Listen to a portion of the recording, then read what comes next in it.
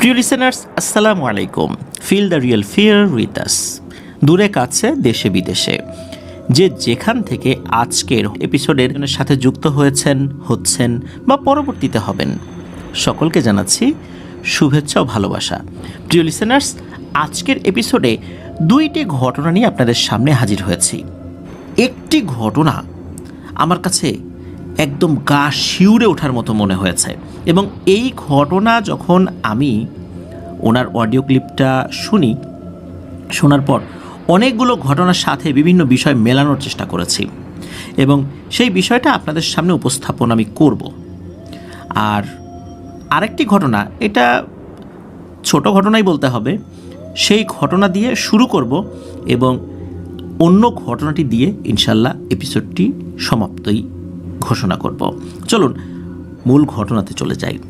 প্রথম যে ঘটনাটি আপনাদের সাথে শেয়ার করব, এই ঘটনাটি রবি ভাই সংগ্রহ করেছেন ওনার ইউনিভার্সিটির এক বড় আপু, তার নাম হচ্ছে অর্পিতা। এই অর্পিতা আপুর কাছ থেকে। এই অর্পিতা আপু ঘটনাটি শুনেছিলেন ওনারই এক বান্ধবীর কাছ থেকে। বান্ধবীর নানার সাথে ঘটনাটি ঘটেছিল। এই ঘটনাটি ঘটেছিল কুষ্টিয়া জেলার লাহিনী বটতলা নামক স্থানে। ঘটনাটির সময়কাল 1965 থেকে 70 সালের মধ্যবর্তী কোনো একটি সময়ে হবে। এই অর্পিতা আপুর বান্ধবীর যিনি নানা, উনি পেশায় একজন বোটম্যান মানে মাঝি ছিলেন। ওই সময়ে কুষ্টিয়ার এই জগতী যে স্টেশন, ওই স্টেশনটা দিন রাত সবসময় বেশ জমজমাট থাকতো, কারণ ওখানে যে ট্রেনগুলো আসতো সেখান থেকে অনেক ইন্ডিয়ান প্রোডাক্টগুলো নিয়ে মানুষ ব্যবসার জন্য বিভিন্ন জায়গায় চলে যেতেন। ওখানে যে গড়াই নদীটা রয়েছে, এই গড়াই নদীর ওখানে এই অর্পিতাপুর বান্ধবীর নানা, উনি মূলত নৌকা চালাতেন, আর ওনার নাম ছিল রমিজ। তবে স্থানীয়ভাবে লোকজন তাকে খোরা রমিজ বা রমিজ খোরা নামে চিনতেন। কিন্তু কেন তার এই নামটি হলো, চলুন সেই রহস্যে চলে যাই। ওই সময় ওনার বয়স ছিল 18 থেকে 20-এর মধ্যে। তখন উনি বিয়ে শাদী করেন নাই, সুঠাম দেহি একজন কিশোর ছিলেন উনি কিন্তু নৌকা মূলত রাতের বেলাতেই চালাতেন। কারণ হচ্ছে রাতের বেলা যে ট্রেনগুলো আসতো, শুধু যে এই জগতী পর্যন্ত আসতো বিষয়টা এরকম না, পোড়াদহ স্টেশনেও কিন্তু যেই ট্রেনগুলো আসতো সেখানে অনেক মালামাল নামতো। সেখান থেকে বিভিন্ন মাধ্যম দিয়ে ওই গড়াই নদীর কাছে চলে আসতো। তখন তো গড়াই নদীর উপরে এরকম ব্রিজ ছিল না, বিশেষ করে যেই লোহার ব্রিজটা আমরা দেখি, রেলওয়ে ব্রিজ, এটা তো ছিল, কিন্তু পাশে যে আর একটা সেতু রয়েছে, এটা তো বেশি দিন হয়েছে। তো ওই সময় কিন্তু নৌকাই ছিল এটা পার হওয়ার অন্যতম মাধ্যম। ওইখানে এই যে রমিজ নানা, উনি নৌকা চালাতেন। তো এক রাত্রে উনি বেশ কয়েকটা ট্রিপ মেরেছেন। ট্রিপ মারা বলতে লোকজন এসেছে, পার করে দিয়েছেন। এরপর রাত আনুমানিক 3:30, 4টা এরকম আর কি। তখন উনি দেখেন যে কোনো লোকজন নাই, চিন্তা করছেন চলেই যাবেন বাড়িতে। হঠাৎ করে দূর থেকে 2জন লোক আসছে।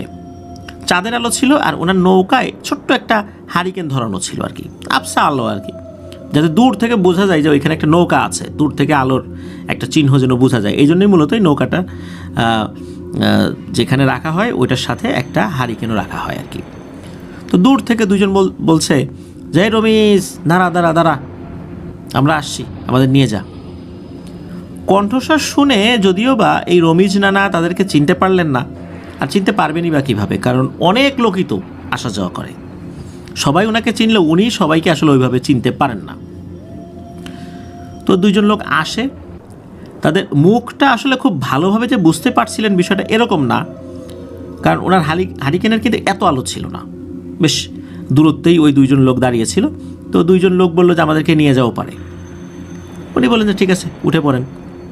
তো ওই 2জন লোক উঠে পড়লো, আর রমিজ নানাও উনি নৌকাটা ঘুরিয়ে অন্য পাশে নিয়ে যাওয়ার জন্য নৌকা বাইতে থাকলেন। রমিজ নানা একটা বিষয় খেয়াল করলেন যে এই 2জন লোক ওঠার পর নৌকাটা বেশ ভারী হয়ে গেল।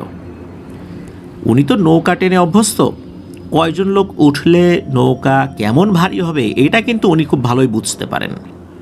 কিন্তু মনে হলো যে 10-12 জন লোক উঠলে যেভাবে নৌকা ভারী হয় ওই রকম ভারী হয়ে গেছে এই 2 জন লোক ওঠার পরে। আর এই 2 জন লোক উঠে এই রমিজ নানার দিকে পিঠ দিয়ে বসে আছে। রমিজ নানা আসলে এই বিষয় নিয়ে খুব একটা খেয়াল করছে না, উনি ওনার মতো নৌকা বেয়ে যাচ্ছেন। কিছুক্ষণ পর রমিজ নানা একটা বিষয় খেয়াল করেন, সেটা হলো এই 2 জন লোক নিজেদের মধ্যে খুব দ্রুত কথা বলছে। যেমনটা আমরা আমাদের কোনো অডিও ক্লিপ যদি স্পিড বাড়িয়ে দিই তখন কেমন দ্রুত হয়, ওই রকম দ্রুত। আর রমিজ নানা এই কথা শোনার পর ওনার কাছে মনে হচ্ছিল এই 2 জন লোক ঝগড়া করছে, মানে এত দ্রুত কথা বলছে মনে হচ্ছে ঝগড়া করছে। তখন রমিজ নানা পিছন থেকে বলছেন যে ওই মিয়ারা, তোমরা কি নৌকায় ঝগড়া করবা নাকি একটু থামবা, আমাকে একটু নৌকাটা চালাইতে দাও। তো এই কথা বলার পর রমিজ নানা উনি দেখেন যে এই 2টা লোক রমিজ নানার দিকে ঘুরে তাকিয়েছে।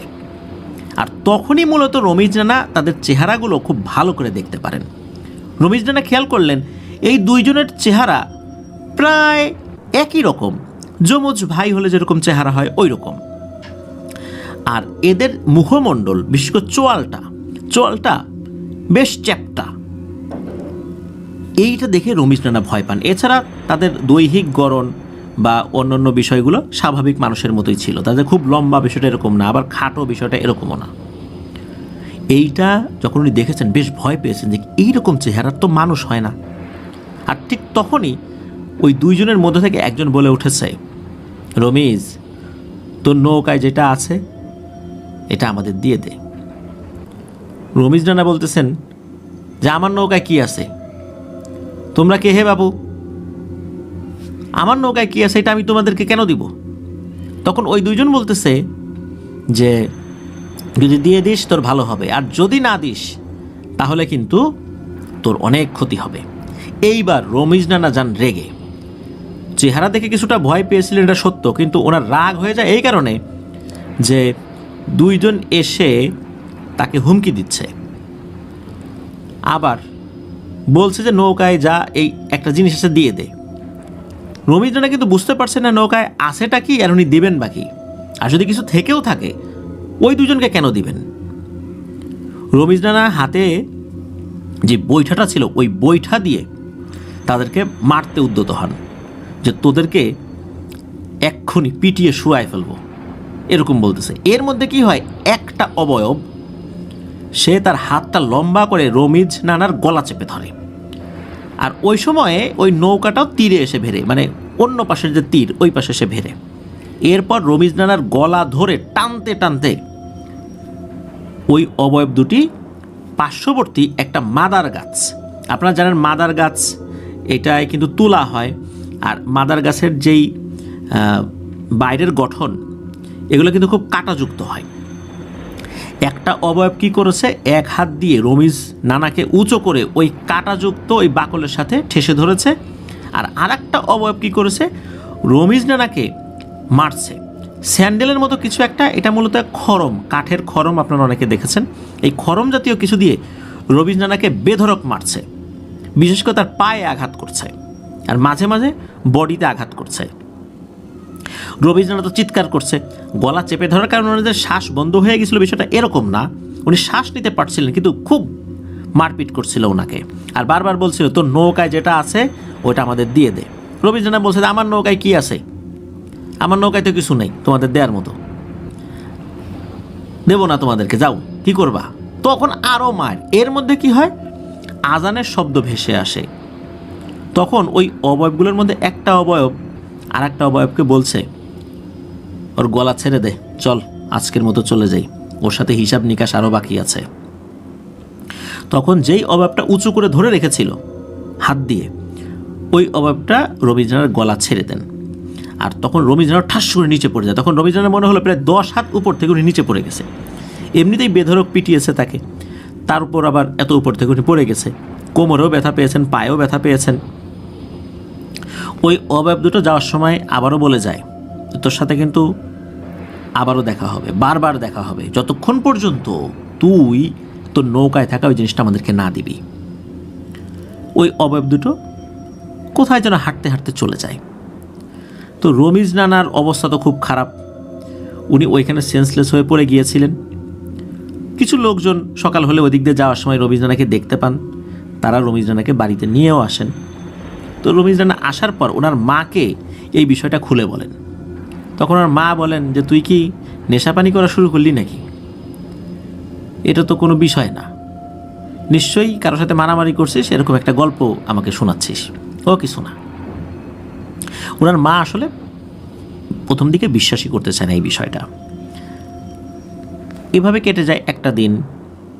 পরের দিন রমিজ নানা স্বাভাবিকভাবেই নৌকা চালিয়েছেন, ভোরের দিকে বাড়িতে চলে আসছেন। ওই রাত্রে কিন্তু আর কিছু হয় নাই। যখন ঘুমিয়েছেন, ঘুমের মধ্যে দেখেন ওই যে ওই দুইটা অবয়ব স্বপ্নে তারা এসেছে। আসার পর রমিজ নানাকে বলছে, রমিজ তোর নৌকায় যেটা আছে সেটা আমাদেরকে দিয়ে দে। রমিজ নানা বলছেন যে আমার নৌকায় কি আছে? কিছুই তো নাই। ওরা বলছে আছে, দিয়ে দে। তখন রমিজ নানা বলছেন যে না, আমার নৌকায় কিছু নাই। এই কথা বলার পর ওই অবয়ব দুটো আবারও রমিজ নানাকে বেধড়ক পেটানো শুরু করেছে। স্যান্ডেলের মতো একটা জিনিস, রমিজ নানা যতটুকু বুঝেছেন এটা খড়ম, কাঠের খড়ম, ওটা দিয়ে আবারও পেটানো শুরু করেছে। রমিজ নানা খুব ব্যথা পাচ্ছিলেন। স্বপ্নে তাকে আঘাত করা হচ্ছিল, রমিজ নানা ব্যথাও পাচ্ছেন। এরই মধ্যে ওনার ঘুম ভেঙে যায়। ঘুম ভাঙার পর উনি ফিল করেন ওনার সমস্ত শরীরে মনে হয় আঘাত করা হয়েছে। ততক্ষণে সকাল হয়ে গেছে। উনি দেখেন ওনার শরীর বিভিন্ন জায়গায় লাল হয়ে আছে। উনি ওনার মাকে ডাক দেন, এই বিষয়টা বলেন। ওনার মা চিন্তিত হয়ে পড়েন। ছেলেকে সান্ত্বনা দিলেও উনি একজন কবিরাজের কাছে ছেলেকে নিয়ে যান। তো কবিরাজ সব কিছু শোনার পর উনি আসলে ধরতেই পারেন নাই আসলে সমস্যাটা কি। ওনার মতো করে ঝাড়ফুঁক করে দেন, কিন্তু আসলে কোনো সমস্যাই ধরতে পারেন নাই কবিরাজ।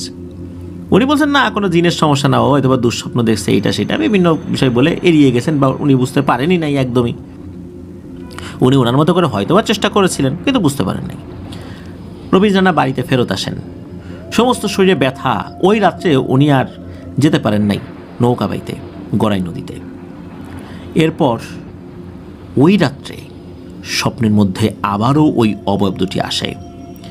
এই অবয়ব দুটি এসে এবারও রমিজ নানাকে এই একই কথা বলে, রমিজ দিয়ে দে তোর নৌকায় যেটা আছে। তো রমিজ নানা বলে নাই, আমার নৌকায় কিছু নাই, কি দেব? তখনই তার উপর নির্যাতন শুরু হয়ে যায়। গত রাত্রের মতো এবারও ওনার ঘুম ভেঙে যায়। যেহেতু ওই রাত্রে উনি আর নৌকা বাইতে যান নাই, ঘরে ছিলেন, বেশ অনেক রাত্রে ঘুম ভেঙে যায়। ঘুম ভেঙে দেখেন ওনার সমস্ত শরীরে আঘাতের চিহ্ন। ওই রাত্রেই উনি ওনার নৌকার কাছে চলে যান যে কী আছে নৌকায়, দেখি খুঁজে দেখি। চিন্তা করছেন হয়তো বা কেউ তাবিজ টাবিজ রেখে দিছে কি না, বা জাদুর কোনো উপকরণ রেখে দিছে কি না, এই চিন্তা করে উনি নৌকার কাছে গিয়েছেন। নৌকা তন্ন তন্ন করে খুঁজেও কোনো আলামত উনি খুঁজে পান নাই। উনি বুঝতে পারছেন আসলে ব্যাপারটা কি হচ্ছে, কোনোভাবেই বুঝতে পারছেন না। পরের রাতের বেলা উনি ঘুমিয়েছেন। ঘুমানোর পর উনি দেখতে পাচ্ছেন যে ওই অবয়ব দুটি এসেছে আবারও। আসার পর বলছে, রমিজ দিয়ে দে, যা আছে দে, তুই কিন্তু বাঁচবি না, মেরে ফেলবো তোকে। এই বলে আবার তার উপর নির্যাতন শুরু হয়। তবে এবার মনে হলো হঠাৎ করে ওরা ভয় পেল, ভয় পেয়ে বাইরে চলে গেল। এরপর একজন আলখেল্লা পরা খুব সুন্দর চেহারার লোক ঢুকলো ভিতরে, এবং সাথে 4-5 বছর বয়সী একটা বাচ্চা। ওই অবয়বটি রমিজকে বলে, রমিজ তোমার আর কোনো ভয় নাই, আসলে আমাদের কারণেই তুমি বিপদে পড়েছ। আমি তোমাকে বলছি খুলে আসলে সমস্যাটা কি। এই যে আমার ছোট বাচ্চাটাকে দেখতে পাচ্ছ, এ আমার ছেলে। আমি যেই গোত্রের সর্দার, সেই গোত্র থেকে মাঝে মাঝেই এই গোত্রের জিনদের উপরে আমরা বিভিন্ন ধরনের অভিযান পরিচালনা করি। এরা খুবই দুষ্টু প্রকৃতির জিন, মানুষদেরকে কষ্ট দেয়, জিনদেরকেও কষ্ট দেয়। তবে এরা অতটা শক্তিশালী না, এরা নাসনাস প্রজাতির জিন। মূলত এদের গোত্রের অনেককেই বন্দি করে রাখা হয়েছে, এদেরকে হত্যাও করেছি কাউকে কাউকে। ওরা সুযোগ খুঁজেছে বহুবার আমাদের ক্ষতি করার। আমার এই ছেলেটা ওই রাত্রে ঘুরে বেড়াচ্ছিল, হঠাৎ করে এই দুইটা অবয়বকে দেখে আমার বাচ্চাটা বিড়ালের রূপ ধরে তোমার নৌকার পাটাতনের নিচে আশ্রয় নিয়েছিল, তুমি টের পাও নাই। আর এই প্রজাতির জিনেদের একটা সীমাবদ্ধতা আছে, সেটা হচ্ছে যে কারো আশ্রয়ে যদি কোনো জিন থাকে, যতক্ষণ পর্যন্ত না মালিক নিজে থেকে হস্তান্তর করবে তাকে, ততক্ষণ পর্যন্ত ওরা নিজে থেকে তাকে আঘাত করতে পারে না, নিতেও পারে না। এই জন্যই মূলত তোমাকে বারবার বলছিল তোর নৌকা যেটা আছে দিয়ে দে। তুমি যদি শুধু একবার বলতা যে ঠিক আছে যা আছে নিয়ে যাও, তাহলেই কিন্তু ওরা নিয়ে নিত, কিন্তু তুমি সেটা বলো নাই। তুমি বারবার বলছো আমার নৌকায় কিছু নাই, এগুলো বলেছ। শুধু একবার বললেই আর উপায় থাকতো না। এদিকে আমি আমার সন্তানকে খুঁজছি, আমার গোত্রের লোকেরা আমার সন্তানকে খুঁজে বেড়াচ্ছে। খোঁজ নেওয়ার কয়েকদিনের মাথায় জানতে পারলাম যে আমার সন্তান তোমার নৌকায় আশ্রয় নিয়েছে। পরে তাকে উদ্ধার করি। উদ্ধার করার পর শুনতে পাই যে এই টানা কয়েকদিন তোমার উপর ওরা নির্যাতন করেছে। আর আমি আমার সন্তানকে নিয়ে যখন এদিকে আসি তখনও ওরা এখানেই ছিল। এই যে দেখো ওই দুইটার কী অবস্থা। তখন রমিজ নানা স্বপ্নের মধ্যেই উনি ঘরের বাইরে বের হয়ে দেখেন ওই দুইটা অবয়বকে উঁচু করে ধরে রেখেছে আরও লম্বা দেহি বেশ কিছু অবয়ব, এবং কয়েকটা অবয়ব ওই দুইটা অবয়বকে বেশ মারধর করছে, আর ওই দুইটা অবয়বও চিৎকার চেঁচামেচি করছে। তখন ওই যে আলকেল্লা পরা ওই অবয়বটা এই রমিজ নানাকে বলেন যে তোমার আর কোনো ভয় নাই, ওরা তোমার আর কোনো ক্ষতি করবে না, আমি আমার সন্তানকে নিয়ে যাচ্ছি। যেহেতু তোমার কারণে আল্লাহর রহমতে আমার সন্তান প্রাণে বেঁচেছে, তুমি কি চাও বলো। আমাদের একটা দায়িত্ব হলো তোমাকে ওরা যে ক্ষতি করেছে শারীরিকভাবে আঘাত করে, আমরা আমাদের জায়গা থেকে যতটুকু পারি আমরা চিকিৎসা করব। আর তুমি কিছু চাও আমাদের কাছে? রমিজ নানা বলেন না, উপকার যেহেতু বুঝে হোক না বুঝে হোক করে ফেলছি, আল্লাহ আমাকে দিয়ে করিয়েছেন, আমি কোনো বিনিময় চাই না, আল্লাহর কাছ থেকে বিনিময় নেব। এ কথা শোনার পর ওই জিন সর্দার খুব খুশি হন। উনি তাৎক্ষণিকভাবে 100 স্বর্ণের মুদ্রা রমিজ নানাকে দিতে চেয়েছিলেন এবং সামনেও ধরেছিলেন, কিন্তু রমিজ নানা সেটাও নিতে অস্বীকৃতি জানান। শুধু বলেছিলেন আমার জন্য দোয়া করবেন, এতটুকুই হবে। কথা শোনার পর ওই জিন সর্দার অনেক খুশি হয়েছিলেন এবং বলেছিলেন যে ঠিক আছে, মাঝে মাঝে আমার ছেলে বা আমি বা আমার গোত্রের কেউ তোমার সাথে দেখা করব। এরপর রমিজ নানাকে ওই জিনেরা বেশ কিছু চিকিৎসা করেছিলেন। কিভাবে করেছিলেন এটা আসলে ওইভাবে জানা যায় না, তবে চিকিৎসা করলেও রমিজ নানার পায়ে ক্রমাগত যে আঘাতগুলো করা হয়েছিল এটা পরিপূর্ণভাবে আসলে ভালো হয় নাই। রমিজ নানা সুস্থ হয়ে গিয়েছিলেন, ঠিক আছে, উনি হাঁটার সময় একটু টেনে টেনে হাঁটতেন। এই কারণেই গ্রামের লোকজন যখন দেখলো যে গ্রামে আরও বেশ কয়েকজন রমিজ রয়েছে, তখন তাকে কিভাবে শনাক্ত করবেন, এরপর তাকে খোরা রমিজ বা রমিজ খোরা নামে অনেকে ডাকতে থাকেন। শোনা যায় যে ওই জিন সর্দার বা তার ছেলে বা তার গোত্রের অনেকেই বিভিন্ন সময় রমিজ নানার সাথে দেখা করেছিলেন। কিভাবে দেখা করেছিলেন, কি করেছিলেন এ বিষয়ে জানা যায় না, তবে রমিজ নানা তাদের কাছ থেকে কোনো ধরনের কোনো আর্থিক সুবিধা নেন নাই। এমনকি রমিজ নানা কবিরাজিও যোগ করেছেন, বিষয়টা এরকম না, তারা শুধু সৌজন্য সাক্ষাৎ করার জন্য আসতো। রমিজ নানা 2017 সালে মারা গিয়েছেন। ইন্না লিল্লাহি ওয়া ইন্না ইলাইহি রাজিউন। রমিজ নানার জন্য দোয়া চেয়েছেন, আমরা দোয়া করি আল্লাহ তাআলা ওনার ভুল ত্রুটি ক্ষমা করুন। প্রিয় লিসেনার্স, দেখুন আসলে নিজের অজান্তেই কিভাবে একটা মানুষ বিপদে পড়ে গেল, আবার তার বিপদে পড়ার মাধ্যম দিয়ে একজন নিরীহ জিন সে বেঁচে গেল। আবার এই নাসনাস প্রজাতির জিনের একটা সীমাবদ্ধতাও দেখুন, যে ওরা কোনোভাবেই এই রমিজ নানার বা মালিকের অনুমতি ছাড়া ওরা নিয়ে যেতে পারছিল না ওই বাচ্চা জিনটাকে। সে শুধু একবার যদি বলতো ঠিক আছে যা নিয়ে যা, আমার নৌকায় যা আছে, তাহলে কিন্তু ওরা ওই বাচ্চা জিনটাকে নিয়ে যেতে পারত, প্রতিশোধ নিত, তাকে জিম্মি করে অন্য বন্দীদেরকে তারা মুক্ত করত, এরকম পরিকল্পনা ছিল। কিন্তু এরই মধ্যে যেহেতু বাচ্চাটিকে খুঁজে পায় তার আত্মীয় স্বজনরা, যার কারণে আল্লাহর রহমতে ওই বাচ্চা জিনটিও বেঁচে যায়। আর বাচ্চা জিনের বাবা সে যখন শুনতে পারে যে এই রমিজ নানার উপর নির্যাতন চলছে, সেও তাৎক্ষণিক এসে ওই জিন দুটোকে ধরে ফেলে, আর রমিজ নানাকেও তারা তাদের মতো করে চিকিৎসা করেছিলেন আর কি। এটি ছিল ঘটনা। প্রিয় লিসেনার্স, ঘটনাটি আসলে ওই রকম ভয়ের না হয়তো, কিন্তু শিক্ষণীয় কিন্তু অনেক কিছুই আছে। দ্বিতীয় ঘটনায় চলে যাই। বহুদিন পর একটি ঘটনা শোনার পর আমার নিজের কাছেই খুবই ভয় লেগেছে। ঘটনাটি শুরু করছি। ওনার নাম বলতে নিষেধ করেছিলেন, সেই ঘটনাতেও তার নামটা আমরা বলিনি।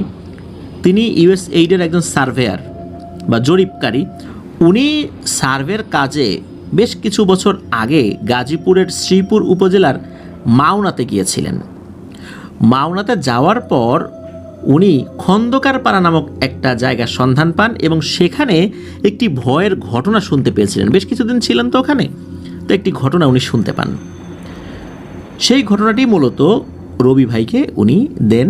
এই ঘটনাটি এখন উপস্থাপন করছি। ঘটনাটির সময়কাল 1991-92 সাল এরকম হবে।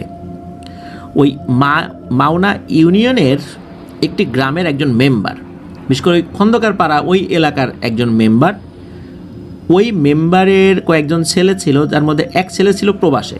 তো ওই ছেলেকে মেম্বার সাহেব বিয়ে করান।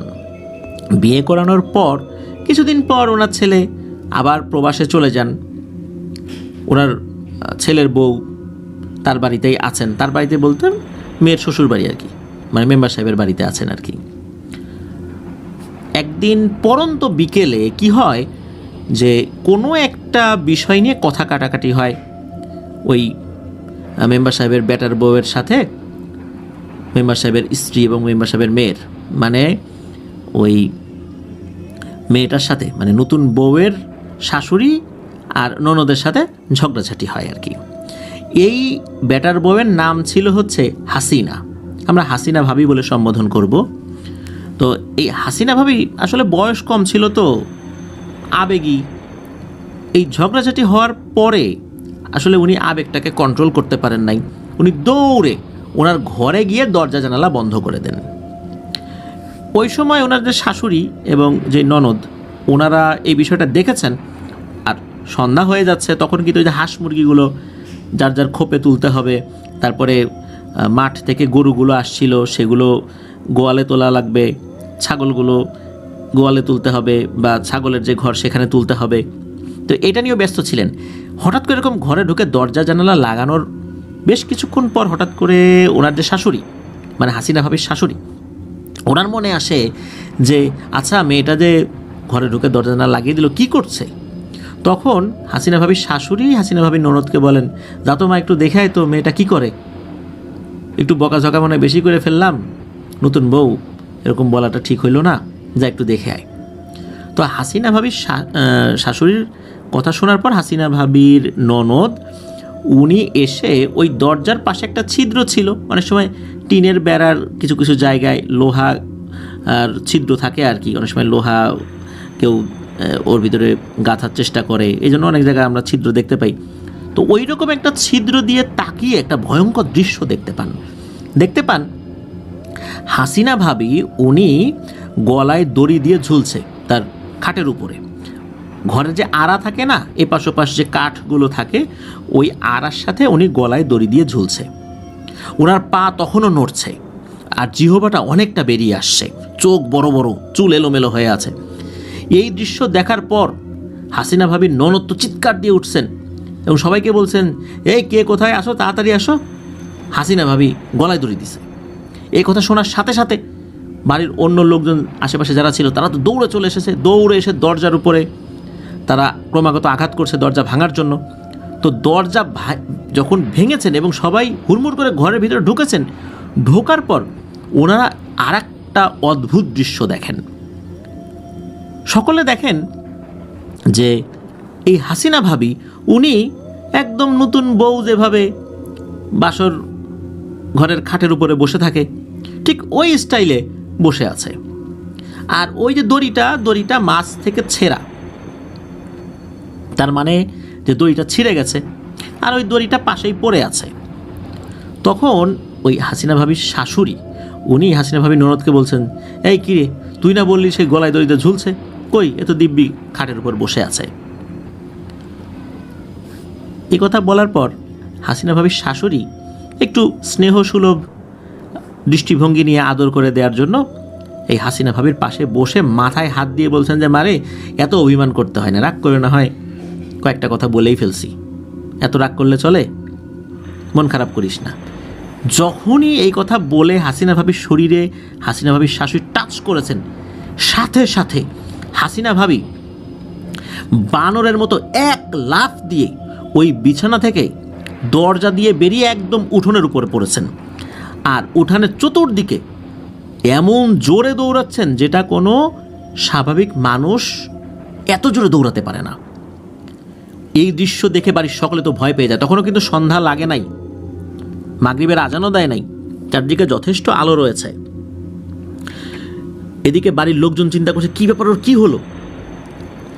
তাকে ধরতে যাবে এমন সময় হাসিনা ভাবি কি করেন, উনি ওই পাশে যে মাঠ ছিল, ফসলি মাঠ, ওই দিকটাতে দৌড় দেন।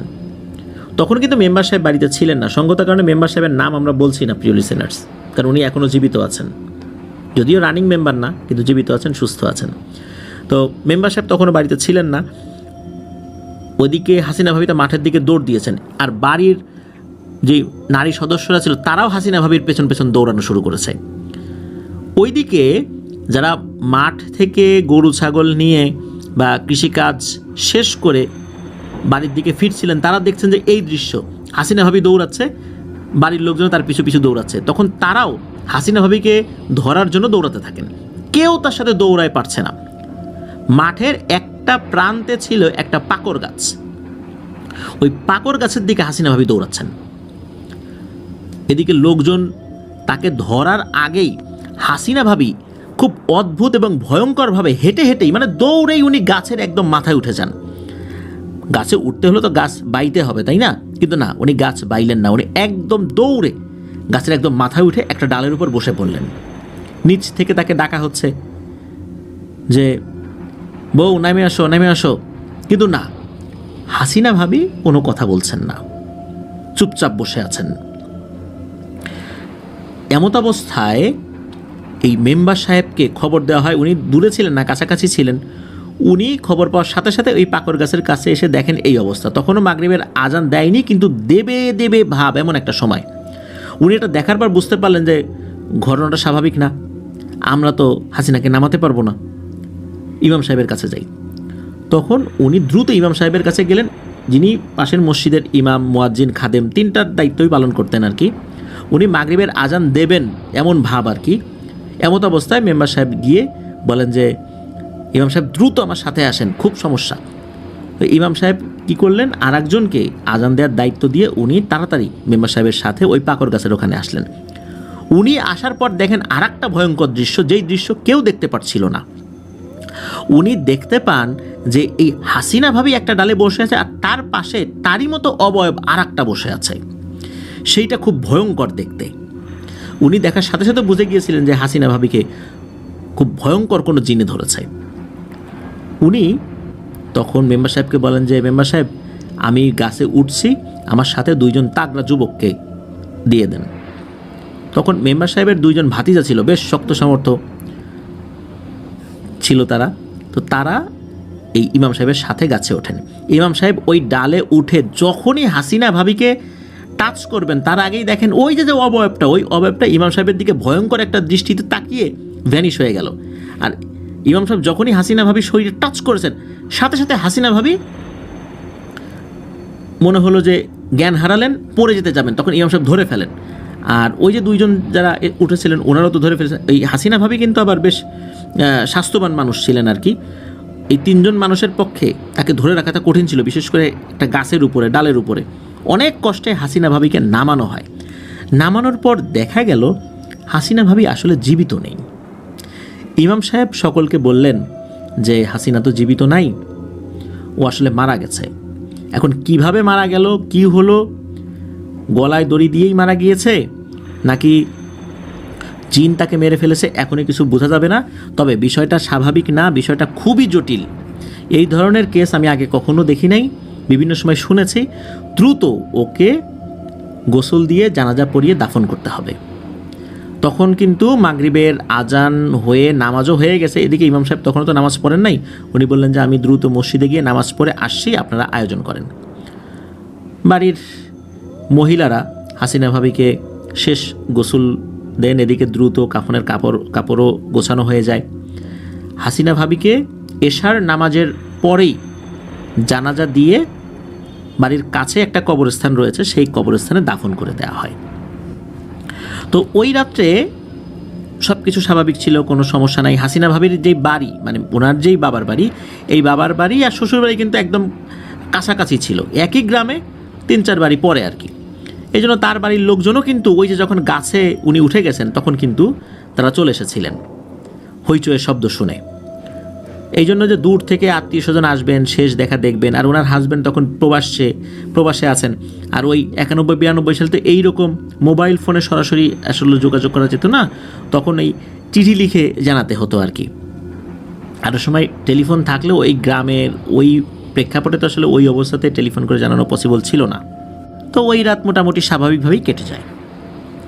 পরদিন সকালবেলায় বিভিন্ন লোকজন এই মেম্বার সাহেবের বাড়িতে আসতে থাকেন, এসে ডাকাডাকি করতে যায়, মেম্বার সাহেব তাড়াতাড়ি বাইরে আসেন। তখন মেম্বার সাহেব বাইরে আসেন, বলে কি হয়েছে? বলে খুবই একটা ভয়ঙ্কর ঘটনা ঘটেছে, এই হাসিনা ভাবির কবরে তো লাশ নাই। এই কথা শোনার সাথে সাথে মেম্বার সাহেব আটকে ওঠেন, যে বলেন কি, লাশ নাই মানে? লাশ কে নিল? শিয়াল কুকুর নিয়েছে? তখন লোকজন বলে না, বিষয়টা আসলে অন্যরকম মনে হচ্ছে, আপনারা সবাই আসেন।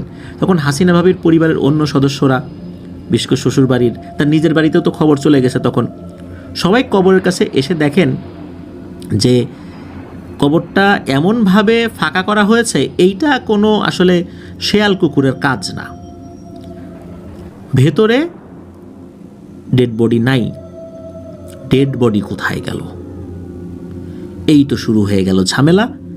সবাই চারদিকে খুঁজতে থাকলেন, কিন্তু না, কোথাও ডেড বডি পাওয়া যায় না। একদম পরন্ত বিকেলের দিকে একজন লোক দৌড়াতে দৌড়াতে মেম্বার সাহেবের বাড়িতে আসেন, এসে বলেন যে হাসিনা ভাবিকে পাওয়া গেছে। কোথায়? ওই পাকড় গাছের উপরে। সবাই তো দৌড়ে যান, গিয়ে দেখা যায় যে হাসিনা ভাবির শরীরে ওই যে কাফনের কাপড় ওরকমই আছে, সে একটি ডালে বসে আছে। ভয়ঙ্কর তার চোখ, জিহ্বাটা প্রায় 1 হাত বের করা। এই দৃশ্য দেখার সাথে সাথে লোকজন তো খুব ভয় পেয়েছে। আর ওই লোককে যখন বলা হলো তুমি কিভাবে বুঝলা প্রথমে, তখন ওই লোকটা বললেন যে উনি যেই খেতে কাজ করছিলেন, একদম সন্ধ্যার আগ দিয়ে সূর্য যখন হেলে পড়ে তখন এই পাকড় গাছের ছায়া, পুরোপুরি না, একটা অংশ, ছায়ার একটা অংশ তার ক্ষেতের পাশে আসে। উনি হঠাৎ করে দেখেন যে যতটুকু ছায়া এসেছে ওইখানে একটা মানুষের মতো অবয়ব ওনার কাছে মনে হয়েছে। যখন উনি ঘুরে তাকিয়েছেন তখন এই দৃশ্য দেখেন, আর তখনই মূলত দৌড়ে এসে খবর দিয়েছেন। তখন তো মাগরিবের আজান দেয় নাই, আবারও ইমাম সাহেবকে ডাকা হয়। ইমাম সাহেব এবারও এসে আর একটা ভয়ঙ্কর দৃশ্য দেখেন, যেটা অন্য কেউ দেখছিল না। উনি দেখতে পান যে হাসিনা ভাবির পাশে আর একটা অবয়ব, হাসিনা ভাবির মতোই দেখতে, সে বসে আছে। ওইটার চেহারা আসলে কতটুকু ভয়ঙ্কর বা কেমন এটা বোঝা যাচ্ছে না, মানে তার চেহারা ভয়ঙ্কর এটা সত্য, কিন্তু কেমন ভয়ঙ্কর এটা ওইরকম বর্ণনা উনি দেন নাই, খালি বলছে যে খুব ভয়ঙ্কর সেটা, আর দেখতে হাসিনা ভাবির মতোই। ইমাম সাহেব এবারও এসে উনি গাছে ওঠা শুরু করেন, কিন্তু অদ্ভুত ব্যাপার, ইমাম সাহেব ওই অন্য অবয়বটাকে দেখছিলেন, অন্য কেউ কিন্তু এটা দেখতে পাচ্ছিল না। ইমাম সাহেবের সাথে আবার সেই মেম্বার সাহেবের 2জন ভাতিজা ওঠেন। ওঠার পর যখনই ইমাম সাহেব ওই ডালে হাসিনা ভাবির ডেড বডির কাছে গিয়েছেন, তখনই অন্য যে অবয়বটা ওটা ভ্যানিশ হয়ে যায়। আর যখনই ওই ডেড বডির গায়ে ইমাম সাহেব টাচ করেছেন, সাথে সাথে ওই ডেড বডিটা নিচে পড়ে যাওয়ার উপক্রম হয়। ইমাম সাহেব ধরে ফেলেন, আর সাথে থাকা অন্য 2জনও ধরে ফেলেন। অনেক কষ্টে আবার সেটাকে নিচে নামানো হয়। ইমাম সাহেব বলেন দেরি করা যাবে না, এটাকে পুনরায় গোসল দিতে হবে, পুনরায় গোসল দিয়ে আর একটা কাফনের কাপড় পরাতে হবে, আবার জানাজা করাতে হবে, ওই কবরেই দাফন করতে হবে।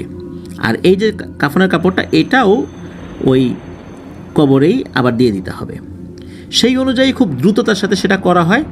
এশার আজানের আগেই এই কাজটি সম্পন্ন করা হয়, মানে এত দ্রুত করা হয়েছিল আর কি। ইমাম সাহেব বলেন যে আসলে বুঝতে পারছি না কেন এমনটা হচ্ছে, ও মারা যাওয়ার পর কিভাবে কবর থেকে বের হয়ে আসলো।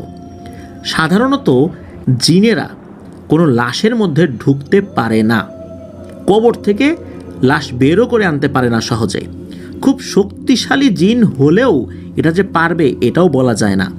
নিশ্চয়ই এমন কোনো জটিল সমস্যা হয়েছে যেটা বুঝতে পারছি না, আসলে ব্যাপারটা কি। ইমাম সাহেব তো আসলে বুঝতে পারছিলেন না, উনি খুব চিন্তিত। এদিকে উনি মেম্বার সাহেবকে বলে দেন যে আশা করছি সমস্যা হবে না, তারপরও আপনারা সবাই সাবধানে থাকবেন, এই বলে উনি চলে যান। তো ওই রাত্রে সবাই তো ঘুমিয়ে পড়েছেন, রাত আনুমানিক 3টা কি 3:30। এই যে মেম্বার সাহেব উনি ওয়াশরুমে যাওয়ার জন্য ঘর থেকে বাইরে বের হয়েছেন। ওনাদের বাড়ি বেশ সুন্দর হলেও ওয়াশরুমটা বাড়ির বাউন্ডারির মধ্যেই, চতুর্দিকে বাউন্ডারি করা আছে, ওর ভেতরেই ওয়াশরুমটা, কলপারের একটা সাইডে ওয়াশরুম। তো উনি ওই দিকটাতে যাচ্ছেন, হঠাৎ করে সাদা কোনো কিছুর দিকে ওনার নজর চলে যায়। উনি দেখেন ওনার বাড়ির যে গেট, এই গেটটা কিন্তু পাকা করা, আর গেটের ঠিক উপরের অংশে বেশ চওড়া একটা জায়গা রয়েছে, ঢালাই করা জায়গা, ওখানে অনায়াসে একটা মানুষ উঠে বসে থাকতে পারে, শুয়ে থাকতে পারে। উনি খেয়াল করলেন যে ওই জায়গাটাতে সাদা কাফনে মোড়ানো একটা অবয়ব বসে আছে পা ঝুলিয়ে, আর সেটা আর কেউ না, এটা সেই হাসিনা ভাবি।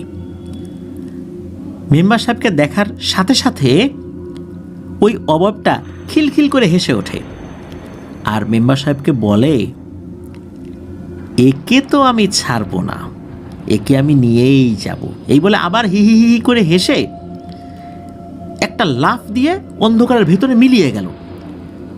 মেম্বার সাহেব তো এটা দেখে চিৎকার চেঁচামেচি শুরু করেন। তার চিৎকার চেঁচামেচিতে বাড়ির অন্য সদস্যদের ঘুম ভেঙে যায়, তারাও বাইরে বের হয়ে আসলে পারে। কি হয়েছে জিজ্ঞেস যখন করেছে, তখন মেম্বার সাহেব বলেন যে আমি এই জিনিস দেখেছি। তখন সবাই বলে যে আরে তুমি ভুল টুল দেখেছো, আসলে এটা নিয়ে খুব টানা কয়েকদিন ঝামেলা যাচ্ছে, আসো শুয়ে পড়ো। তো উনি শুয়ে পড়েছেন। সকালবেলা বেশ কিছু লোকজন আবার চলে আসছে মেম্বার সাহেবের বাড়িতে, এসে ডাকাডাকি করছে, কি হয়েছে কি হয়েছে। তারা জানান যে এই হাসিনা ভাবির কবর খোঁড়া, ভিতরে ডেড বডি নাই। এই তো সবাই খুব চিন্তিত হয়ে পড়েন, আবার খোঁজাখুঁজি শুরু হয়ে যায়, কোথাও পাওয়া যায় না। সেই পাকড় গাছের কাছে যাওয়া হয়, পাওয়া যায় না। আশা করা হয়েছিল সন্ধ্যার দিকে পাওয়া যাবে, না সেটাও পাওয়া যায় না, এবার আর পাওয়াই যাচ্ছে না। ইমাম সাহেবকে আবারও খবর দেওয়া হয়।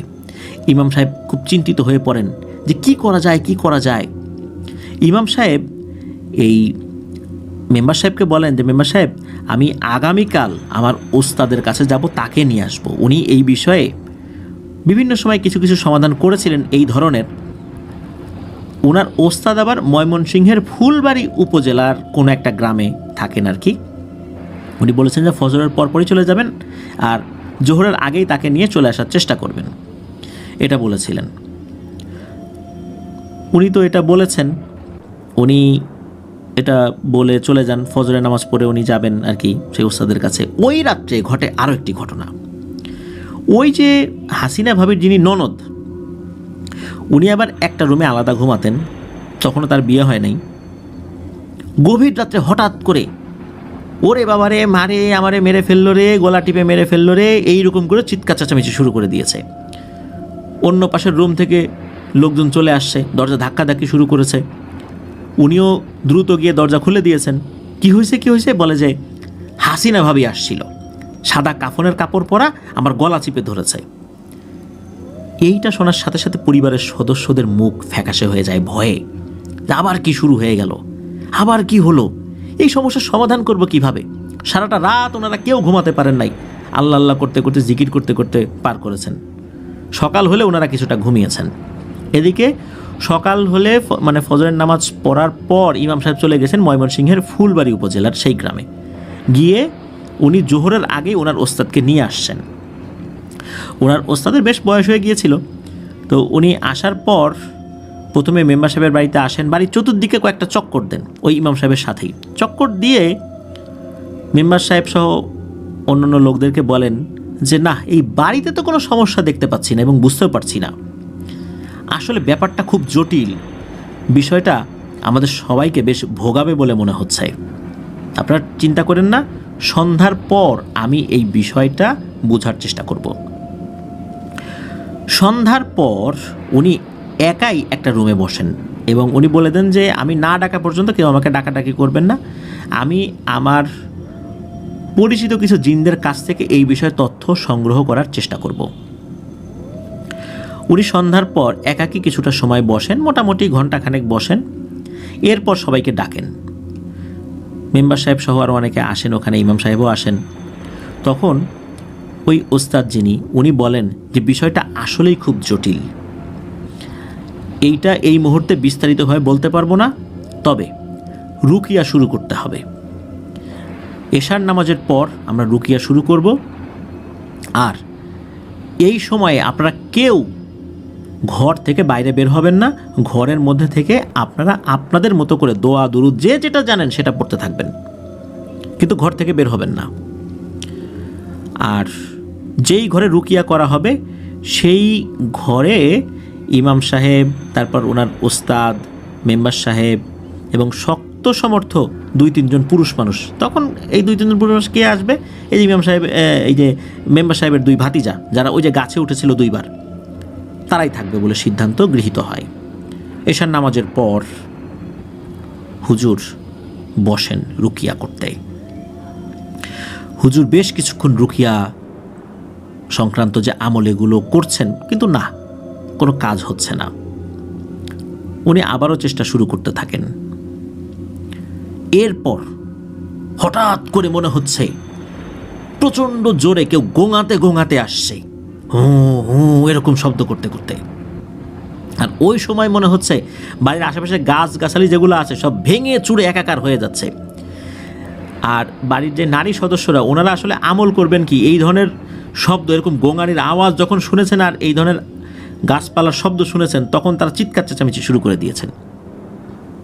ইমাম সাহেব সহ, ওস্তাদ সহ আরও কয়েকজন তো অন্ধকার ঘরের মধ্যে বসে আছেন। সবাই তো খুব আতঙ্কিত, কিন্তু ওস্তাদ ছাড়া, কারণ উনি এই ধরনের বিভিন্ন কেস একটা সময় সলভ করেছিলেন, খুব বেশি না, কয়েকটা মাত্র। এজন্য উনি জানেন যে এটা কীভাবে করতে হবে।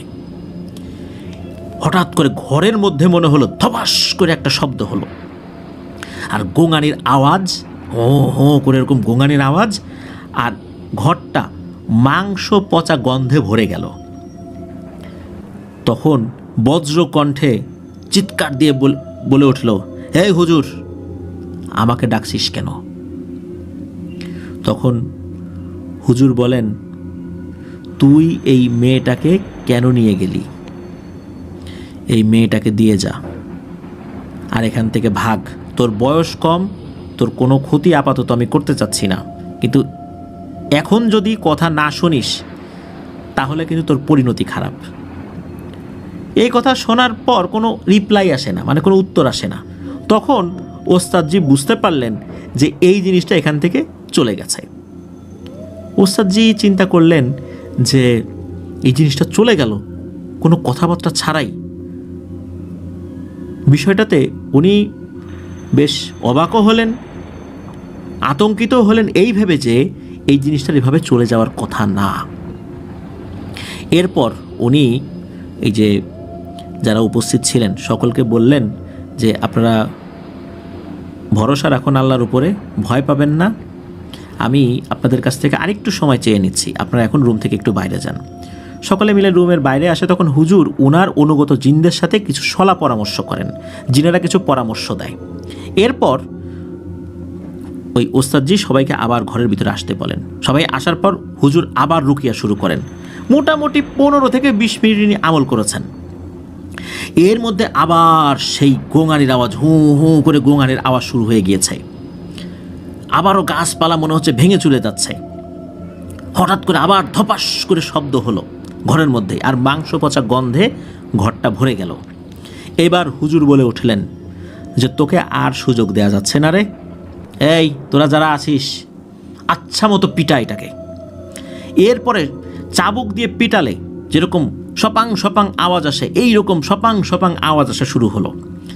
আর প্রচণ্ড জোরে চিৎকার, এমন জোরে চিৎকার, ওই চিৎকারে ওই যে মেম্বার সাহেবের 2 জন ভাতিজা ছিলেন, এর একজন চিৎকার দিয়ে সেন্সলেস হয়ে গেছেন। মনে হচ্ছে তাদের ঘর ধস্তা ধস্তি হচ্ছে, ঘরের মধ্যে দুমড়ে মুচড়ে যাচ্ছে সব কিছু, আর প্রচণ্ড জোরে চিৎকার। মোটামুটি 10 মিনিট এইরকম মারপিট চলতে থাকে। একটা পর্যায়ে সব কিছু ঠান্ডা হয়ে যায়, একদম শুনশান নীরবতা। তখন ওস্তাদজি বলেন, এইবার আপনারা আলো জ্বালাতে পারেন। ঘরে যখন আলো জ্বালানো হয় সবাই একটা দৃশ্য দেখেন। ঘরের একটা কোণে হাসিনা ভাবির ডেড বডি কাফনে মোড়ানো অবস্থায় পড়ে রয়েছে, আর ওনার শরীরে কিছু কিছু জায়গায় রক্তের ছোপ ছোপ লেগে আছে, মানে হচ্ছে যেই জায়গাতে আঘাত করা হয়েছিল সেই জায়গাগুলো ওরকম হয়ে গেছে। ইমাম সাহেব বললেন যে ওস্তাদজি এখন কি করণীয়? তখন ওস্তাদজি বললেন করণীয় এখন একটাই, আবার তাকে গোসল দিয়ে জানাজা পরিয়ে নতুন কাফনের কাপড় পরিয়ে দাফন করতে হবে, ইনশাল্লাহ এবার আর কোনো সমস্যা নাই। এরপর দ্রুততম সময়ের মধ্যে সেটাই করা হলো, হাসিনা ভাবিকে দাফন করা হলো। তারপর ওস্তাদজি বলেন আলহামদুলিল্লাহ বিপদ কেটে গেছে। এইবার শোনেন যে এই ঘটনাটা কেন ঘটেছে।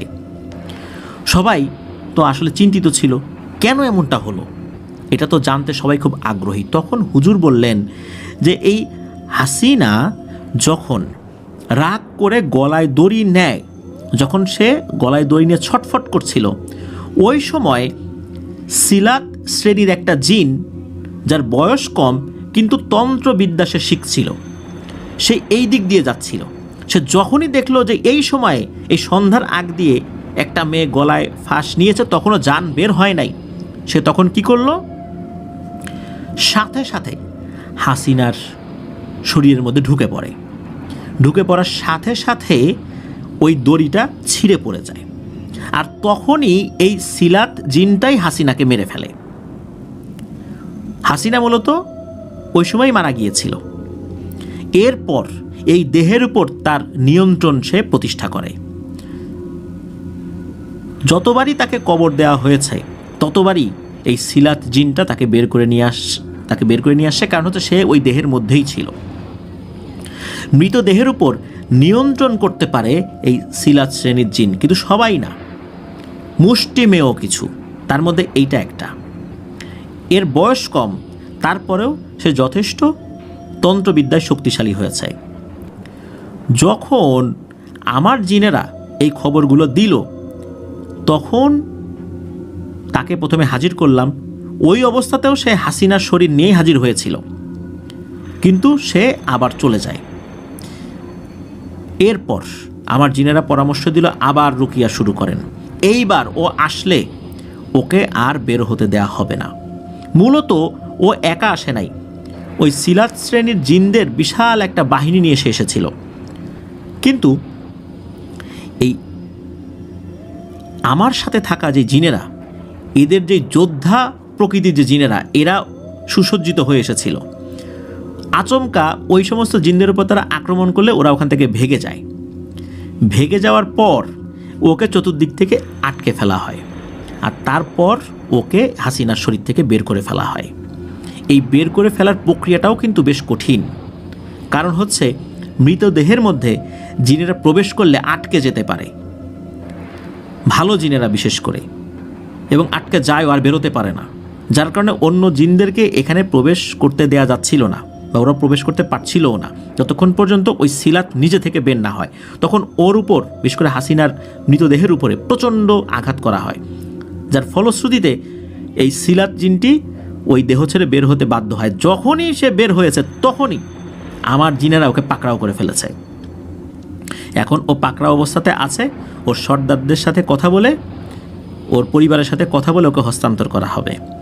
আর হাসিনার শরীরের উপরে আর কোনো সমস্যা হওয়ার সম্ভাবনা ইনশাল্লাহ নাই, এইটা হুজুর বলেন। হুজুর এটাও বলে দেন যে এই ভর সন্ধ্যায় এই ধরনের কোনো আত্মহত্যার ঘটনা ঘটলে তখন এই সিলাত শ্রেণীর জিনেরা, তারা, বা শুধু সন্ধ্যায় না, বিভিন্ন সময়ে আত্মহত্যার ঘটনা ঘটলে এই শ্রেণীর জিনেরা ওই দেহের উপর নিয়ন্ত্রণ প্রতিষ্ঠার চেষ্টা করে। তারা মূলত এটা তন্ত্রবিদ্যার জন্য এই দেহগুলোর উপর নিয়ন্ত্রণ প্রতিষ্ঠা করে। হুজুর এই বিষয়গুলো জানান সবাইকে। সবাই আসলেই খুব অবাক হয়েছিলেন। এই দৃশ্য দেখার বহু লোক কিন্তু এখনও জীবিত আছেন ওই খন্দকারপাড়া এলাকায়। যাক, আল্লাহর রহমতে এই সমস্যা আর হয় নাই। হাসিনা ভাবির কবরটা এখনও ওরকমই আছে, এরপরে আর কোনো সমস্যা হয় নাই আলহামদুলিল্লাহ। তো ঘটনাটা আপাতত দৃষ্টিতে এখানেই সমাপ্তি, কিন্তু প্রিয় লিসেনার্স, এখানে কিছু বিষয়ের জট আমাদেরকে খুলতেই হবে। কারণ হলো, আমরা বিভিন্ন সময় বিভিন্ন ঘটনায় শুনেছি যে সুইসাইড করা যে লাশগুলো, এই লাশগুলো হঠাৎ করে গায়েব হয়ে যায়। কে নেয়? তারপর দেখা যাচ্ছে সুইসাইড করা বা কোনো অপমৃত্যু হওয়া ডেড বডি নিয়ে আসা হচ্ছে, হঠাৎ করে দেখা যাচ্ছে ওই ডেড বডির চেহারারই আর একটা অবয়ব পিছন থেকে দাঁড়িয়ে চিৎকার করে বলছে, আমারে নিয়ে যাস না, আমারে নিয়ে যাস না, আমাকে রেখে যা। তখন মানুষজন ভয়ে সেই ডেড বডি রেখে দৌড় দেয়, পরে এসে দেখা যায় সেই ডেড বডি নাই। তাহলে আমরা বুঝতে পারলাম যে এই যে দুষ্টু প্রকৃতির জিনেরা, বিশেষ করে সিলাত শ্রেণীর জিনেরা, এরা এই ডেড বডিগুলো চুরি করে, এই ডেড বডির উপর নিয়ন্ত্রণ প্রতিষ্ঠা করে। মূলত তারা এটা করে তাদের তন্ত্রবিদ্যা জাহির করার জন্য বা তন্ত্রবিদ্যায় সিদ্ধ হওয়ার জন্য। এখানে আর একটা বিষয় বলে রাখা ভালো, এই যে পুরো সময়টা প্রায় 5 দিন, মানে হাসিনা ভাবির মৃত্যুর দিন থেকে শুরু করে নিয়ে চূড়ান্তভাবে এটার সমাধান হতে সব মিলে প্রায় 5 দিন লেগেছিল। অদ্ভুত ব্যাপার হলো, এই 5 দিনে হাসিনা ভাবির শরীরের কোনো অংশে পচন ধরেনি। এখানেই একটা রহস্য। 5 দিনে কিন্তু শরীরে পচন ধরে যাওয়ার কথা, কিন্তু তা কিন্তু হলো না। আবার হাসিনা ভাবি সে তো একটা মানুষ, ঘরের চতুর্দিকে বন্ধ, অথচ হাসিনা ভাবির এই মনুষ্য শরীর নিয়ে কিন্তু ওই সিলাত শ্রেণীর জিনটা হাজির হয়েছিল, আবার চলেও গিয়েছিল, আবার হাজির হয়েছে। তাহলে আমরা বুঝতে পারি যে জিনেরা মানুষকেও যে কোনো জায়গায় নিয়ে যেতে পারে, বদ্ধ ঘর থেকেও। এই ঘটনা সেটারই প্রমাণ বহন করে। প্রিয় লিসেনার্স, আশা করছি এই ধরনের ঘটনা যদি আপনারা অদূর ভবিষ্যতে শোনেন, তাহলে বুঝতে পারবেন যে এইটার সাথে সিলাত শ্রেণীর জিনের একটা সম্পর্ক রয়েছে। ঘটনা দুটি কেমন লাগলো এটা কিন্তু আমাদের জানাতে ভুলবেন না। এই ভিডিওর কমেন্ট সেকশনও জানাতে পারেন এবং আমাদের ফেসবুক পরিবারের সদস্য হয়ে আপনারা আপনাদের মূল্যবান মতামতগুলো জানাতে পারেন। সকলের সুস্বাস্থ্য কামনা করছি। রবি ভাইকে অসংখ্য ধন্যবাদ এমন দুটি ঘটনা আমাদেরকে উপহার দেওয়ার জন্য। লিসেনারদের ধন্যবাদ ধৈর্য ধরে শোনার জন্য। প্রিয় লিসেনার্স, আজকের এপিসোড থেকে বিদায় নিব। আজকের মতো বিদায় নিচ্ছি। আমার জন্য দোয়া করবেন, আমার পরিবারের জন্য দোয়া করবেন, আপনাদের জন্য দোয়া রইল, আপনাদের পরিবারের প্রত্যেকের জন্য দোয়া রইল। আসসালামু আলাইকুম।